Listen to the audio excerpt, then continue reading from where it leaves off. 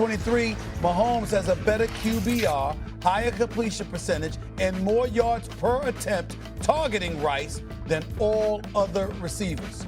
Are the Chiefs the team to beat in the National Football League?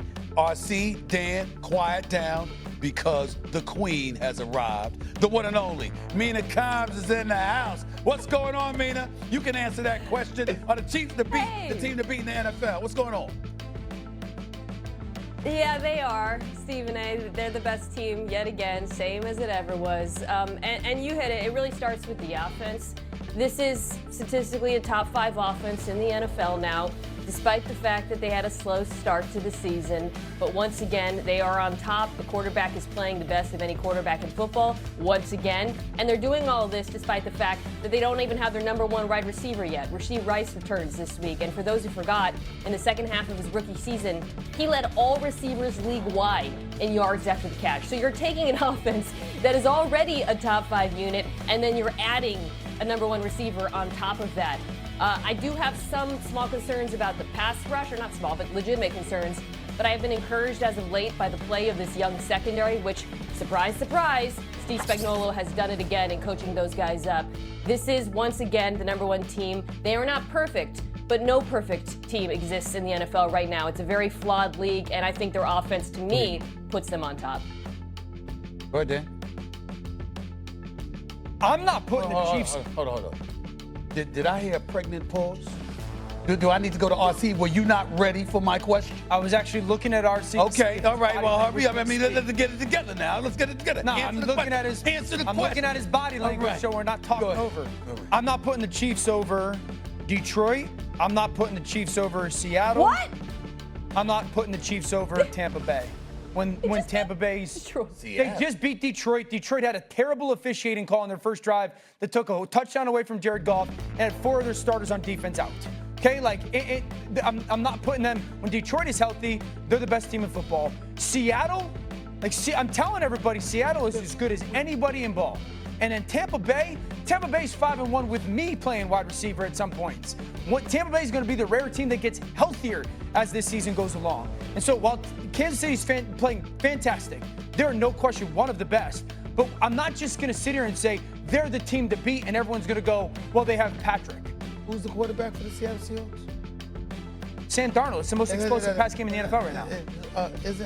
Weren't they pretty good last year when he was in Minnesota and they were 14-2 and they were throwing water on his head? Get yourself celebrated. And then you sat on national television acting like they had won something. Yeah. And I said, yo, they haven't won anything yet. And then they nosedived the last game of the regular season with a division title on the line. Yeah. And then after that got trounced in the playoffs. That same Sam Darnold? That same Sam Darnold. RC, go ahead, man. Go ahead, RC. Go ahead. I just thought I'd point that out. Go ahead. Yeah, no, I agree with Mina. And I've sort of been on this the entire season. When they were 0-2, I was still saying, hey, man, they don't have Xavier Worthy, and you have to wait until Rashee Rice returns. And then we started to see Tyquan Thornton evolve. And then now Hollywood Brown has become a huge part of this offense as Xavier Worthy returned. We saw Travis Kelce not necessarily be old Travis Kelce, to be a Travis Kelce who in one-on-one matchups can go out there and win. And we have gotten desensitized to watching Patrick Mahomes play.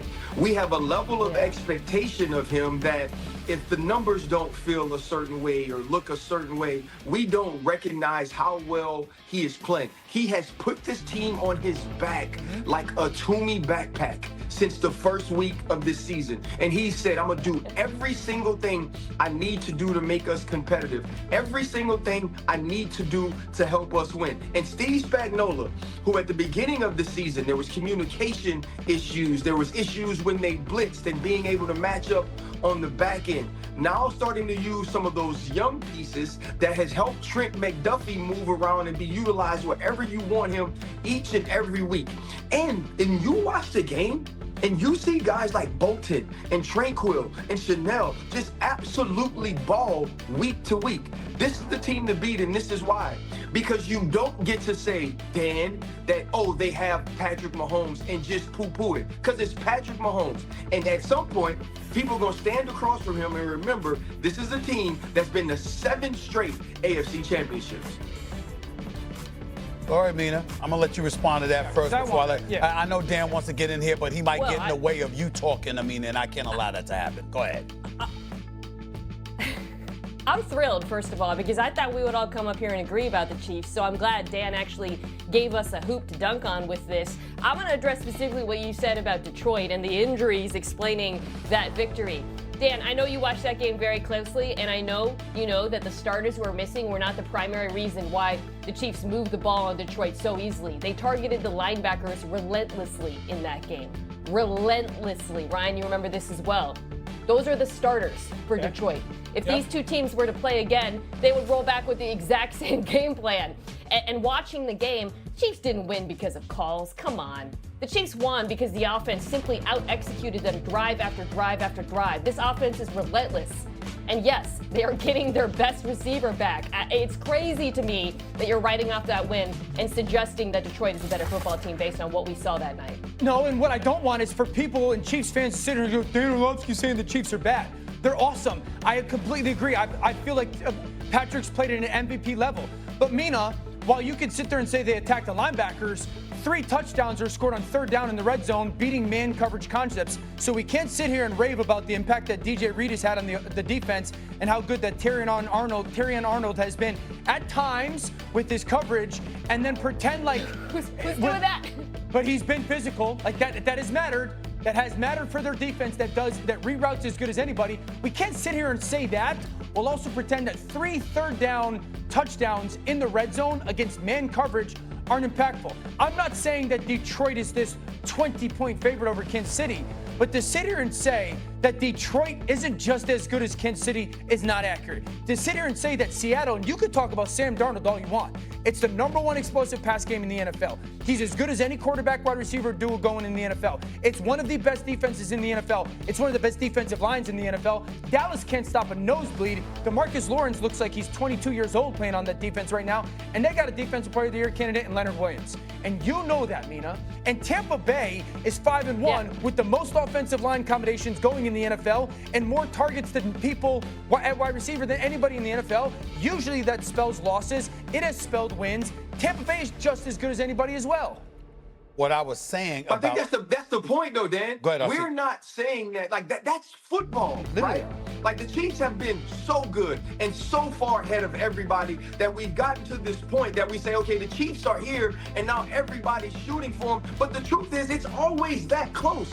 Right, there's always that team. Like the Bills have been that team. The Baltimore Ravens have been that team. Philadelphia has been that team. This league is about parity. It's why we have the salary cap. There are going to be 8 teams that sit at the top, and you say to yourself, this one is good. Yes, Seattle is good. Tampa Bay is damn good. If you had to rank them, if we were in college, you'd put them at #1. I get all of that stuff.